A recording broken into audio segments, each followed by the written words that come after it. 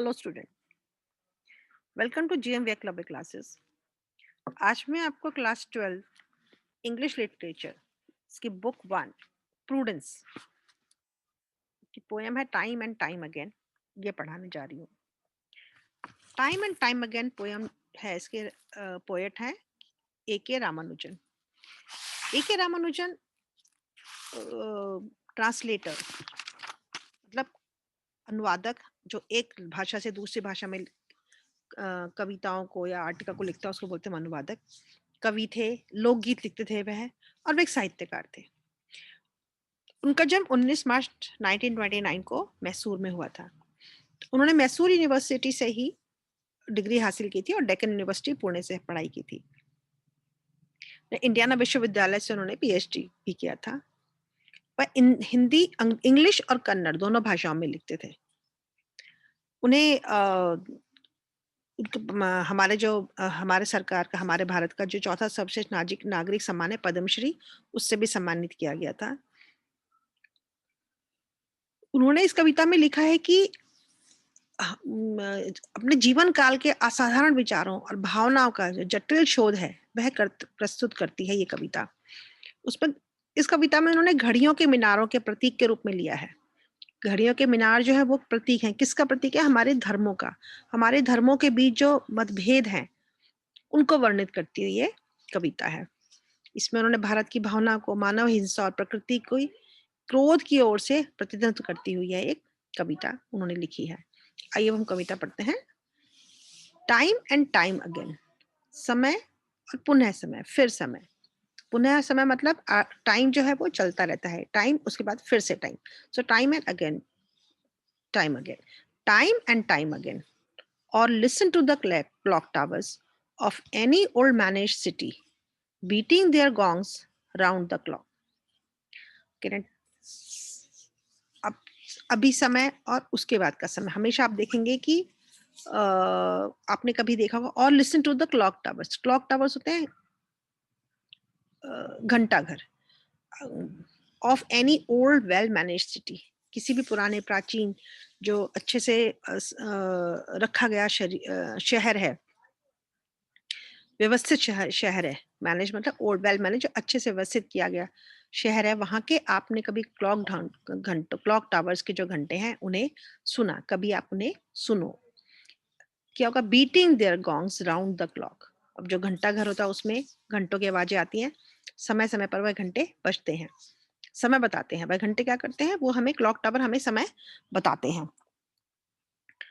तो round the clock 24 घंटे, हमेशा वह घंटे बजते रहते हैं। मतलब 12 बजे बजा, फिर 12:30 बजे, तो इसलिए हर आधे आधे घंटे पर वह घंटे उनके बजते रहते हैं। Each slightly of the others time, deeper और लाइटर इन इट्स ब्रॉन्ज। जो वह घंटे हैं, आप हमेशा कभी देखोगे कि एक क्लॉक टावर के घंटे से दूसरे क्लॉक टावर के घंटे का समय थोड़ा सा फर्क होता है, चाहे 1-2 सेकंड का हो, 2-3 सेकंड का हो। एक समय पर वो साथ में नहीं बजते हैं, किसी का कभी बजता है, किसी का थोड़ा-थोड़ा सा उनके टाइम, बजने के टाइम में डिफरेंस होता है। तो each slightly of the others time, एक से दूसरे का टाइम थोड़ा सा अलग होगा। डीपर और लाइटर इन इट्स ब्रॉन्ज। अब वह घंटे किसके बने होते हैं? ब्रॉन्ज के बने होते हैं। ब्रॉन्ज होता है कांसा, जो तांबे और टिन के मिश्रण से पूरा लाल रंग का एक धातु बन जाती है, तो कांसे के बने हुए होते हैं। तो beating out a difference sequence each half hour, हर आधे घंटे बाद जो उनकी आवाज है वो थोड़ी सी डिफरेंस हो जाती है। सीक्वेंस का मतलब होता है क्रम से होने वाली जो घटनाएं होती है, क्रम से जो हो रही है चीजें, आने वाली क्रियाएं जो है वो हर आधे घंटे में हो रही हैं, उनमें थोड़ा सा फर्क है, एक साथ में नहीं आवाज बज रही हैं, आवाजों में थोड़ा सा फर्क है। क्यों फर्क है? Out of the accident of alloy, a maker shaking hand in Switzerland. अब जो एलॉय बनाया गया है, एलॉय का मतलब होता है हम जो दो या दो से ज्यादा मिश्र धातु को, उनको धातुओं को मिक्स करके जो हम एक धातु बन जाती है उसको हम एलॉय कहते हैं। तो एक मेटल जो दो से ज्यादा धातुओं का मिश्र करके बनाया गया है, तो अब ये एलॉय की बनी हुई है। ब्रॉन्ज भी एलॉय ही है, वो एक नाम है एलॉय, हम नॉर्मल हर एक के लिए बोलते हैं। तो alloy out of accidents of alloy, जो एलॉय मिलाया गया है, जो उनके अंदर चीजें मिक्स करी गई हैं, जो मेटल मिक्स करे गए हैं, हो सकता है वो एक सेम अनुपात में नहीं मिलाए हो, किसी में एक चीज ज्यादा हो, किसी में दूसरी चीज ज्यादा हो। तो आउट ऑफ द एक्सीडेंट हो सकता है गलती से या किसी वजह से उनमें एलॉय का जो मिश्रण है वो थोड़ा सा अलग हो। अ maker shaking hand in Switzerland. अब स्विट्जरलैंड के यूज किया गया क्योंकि स्विट्जरलैंड की घड़ियां बहुत फेमस है, बहुत शुरू से बहुत ज़्यादा फेमस मानी जाती हैं, बहुत अच्छी घड़ियाँ आती हैं वहाँ की। तो इसलिए उन्होंने बोला कि जो घड़ियाँ बनाई गई हैं वो कहाँ उन्होंने एक स्विट्ज़रलैंड को एक सिंबॉलिकल ले लिया कि स्विट्ज़रलैंड की बनी घड़ियाँ। अ मेकर शेकिंग है, अब जो स्विट्ज़रलैंड में घड़ी बनाने वाला है वो क्या है, जो बना रहा है उसके हाथ हो सकता है वो शेक कर रहे हों, हिल रहे हों। वृद्ध आदमी है तो हिल गए, तो एक किसी का हाथ हिल रहा है, किसी का हाथ नहीं हिल रहा है, तो बनाने में भी जो है उनके थोड़ा-सा डिफरेंस आ गया। तो घड़ी बनाने वालों के डिफरेंस से या एलॉय में थोड़ा-सा अलग हो फ़र्क पड़ गया। इस वज़ह से जो उन घंटों की आवाज़ें हैं वो थोड़ी एक से दूसरी दो दूसरे से अलग हैं। और the mutual distances commemorating a donor's whim, या आपस में दोनों ने म्यूचुअल डिस्टेंसेस का अर्थ हो गया यहाँ पे कि आपसी आपसी सहयोग से, आपसी दूरी का सम्मान करते हुए, commemorating a donor's Vim, commemorating अर्थ होता है कि किसी विशेष घटना के सम्मान में एक के स्मरण में बनाई गई कोई चीज होती है। एक कोई चीज किसी एक स्पेशल सम्मान है, कोई स्पेशल कोई ओकेजन है, उस समय बनाई गई चीज है। और अ डोनर्स विम जिसने उसको दान किया है, दान करने वाले की सनक। अर्थात यहाँ पे हम इसको ये यूज कर सकते हैं कि वो जो घड़ियां हैं बनाई गई हैं, किस किसने बनाई गई हैं, यहाँ पे डोनर्स विम लिया गया है उनके घड़ियों को बनाने वाले निर्माताओं का। हो सकता है उनकी सनक की वजह से उन्होंने सनक में सोच लिया कि मुझे मेरी घड़ी इनसे अलग होनी चाहिए। तो आपस में उन्होंने डिस्टेंस कर लिया, आपसी में उनका सहयोग हो गया कि हमें एक दूरी रखनी है, एक जैसी चीज़ नहीं बनानी है, थोड़ा-सा एक-दूसरे से अलग बनाना है। तो इस वजह से जो है उनकी आवाज़ों में अलग-अलग आवाज़ आ रही है, उनमें डिफरेंसेस है। अब इस कविता में अभी तक जो हमने पढ़ा है, इसमें कवि ने जो बताया है हमें वो क्लॉक टावर के बारे में नहीं बता रहा है। वह हमें बताने चाह रहा है कि हम जो लोग हैं, हम एक साथ में रहते हैं, परंतु हम एक क्लॉक टावर के जैसे सब लोग हैं। पर हमारे जो उपदेशक हैं या जिनकी बातें हम सुनते हैं, जो हमारे धर्म प्रतिनिधि हैं, वह क्या करते हैं, हमें अपने हिसाब से हमें चीज़ें बताते हैं।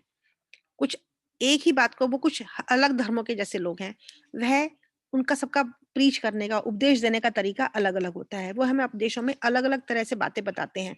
वो हमारे अ, हम अपना-अपना राग अलापते हैं, तो हम उनको उसी तरह से एक्सेप्ट करते हैं, लेते हैं उन बातों को जिस तरह से वो हमें समझाते हैं। बात एक ही होती है पर उनका समझाने का तरीका अलग-अलग होता है और हम उन बातों को इसीलिए हम जो विभिन्न धर्मों के लोग हैं, हिंदू, मुस्लिम, सिख, ईसाई, हम सब अपने आप में एक-दूसरे से हम अपने आप को अलग समझते हैं। होते हम सब नहीं हैं, एक ही जैसे होते हैं, पर क्योंकि वो हमारे जो धर्म उपदेशक हैं, जो हमको धर्म की शिक्षा देने वाले हैं, वह जो हमें ज्ञान देते हैं, हम उन ज्ञातों बातों को उन्हीं के हिसाब से हम उन बातों को सुनते और समझते हैं। तो यहाँ पे क्लॉक टावर के हिसाब से उन्होंने घंटे की आवाज़ों से, घंटों से हमें हम समाज को के लोगों को बताया है। आगे बढ़ते हैं। The perennial feuds and seasonal alliance of Hindu, Christian and Muslim. Of perennial feuds, perennial का अर्थात होता है जो हम फ्यूड्स में हमारे यहाँ जो विरोध हैं, हमारी जो लड़ाइयाँ हैं, वह है पेरेनियल लगातार। जो हमारे बीच में जो मतभेद हैं, हमारे बीच में जो विचारों का मतभेद है या हमारे बीचों में जो विचारों का या रहने के तरीके का किसी भी चीज़ का जो भेद है, वो क्या है? वह एक शाश्वत है। वह लड़ाइयाँ, वह झगड़े हमारे शाश्वत हैं। एंड सीज़नल अलायंसेस, हम लड़ते हैं, एक-दूसरे से अलग होते हैं और सीज़नल और समय-समय पर हम एक भी हो जाते हैं। कौन? Of Hindus, Christian and Muslim. तो यहाँ पे अर्थ यह है कि जो हमारे धर्म उपदेशक हैं, अपनी सुविधा के अनुसार से वह हमें आपस में झगड़े करवा देते हैं, हम हमारे बीच में मनमुटाव पैदा हो जाता है या उनकी आवश्यकता के हिसाब से वह हमें एक जुड़ाव पैदा कर देते हैं, हम एक दूसरे के साथ में हम एक दूसरे का सम्मान करने लग जाते हैं, हम एक दूसरे के साथ में हो जाते हैं, हमारा समझौता हो जाता है, हमारे आपस में हमारे संबंध बन जाते हैं। Cut off sometimes by a change of wind. हम एक दूसरे से कट ऑफ कैसे हो जाते हैं? चेंज ऑफ विंड, हवा का झोंका, एक हवा जिस तरह हवा का झोंका हमें आपस में चेंज कर देती है। क्यों? कभी हम पेरेनियल फ्यूड की वजह से अलग हो रहे हैं, कभी हम सीनियर अलायंस की वजह से एक साथ हो रहे हैं, कभी हम झगड़े हैं, कभी हम आपस में संबंध बन रहे हैं। क्यों हो रहे हैं? क्योंकि चेंज ऑफ विंड, अर्थात जो हमारे धर्म गुरु हैं, वह हमें अपने हिसाब से वो हमें कुछ समझाएँगे कि देखो उनकी जो सुविधा के हिसाब से वो हमें हमारे दिमाग को चेंज कर देंगे। तो हम उनकी बातों में आकर के कभी हम आपस में संबंध अच्छे हो जाएँगे, कभी हम लड़ाई करेंगे। So cut off sometimes by a change of wind, a change of mind. कई बार वो हमें उपदेश देके हमें समझा कर के हमारा दिमाग भी चेंज कर देते हैं। तो जब कभी किसी व्यक्ति में चेंज ऑफ विंड होता है, मनस्थिति हमारी जो हवा माइंड की जो मनस्थिति है, उसमें भी चेंज कर सकते हैं कि एक साधु को डाकू बनाया जा सकता है, एक डाकू को साधु बनाया जा सकता है।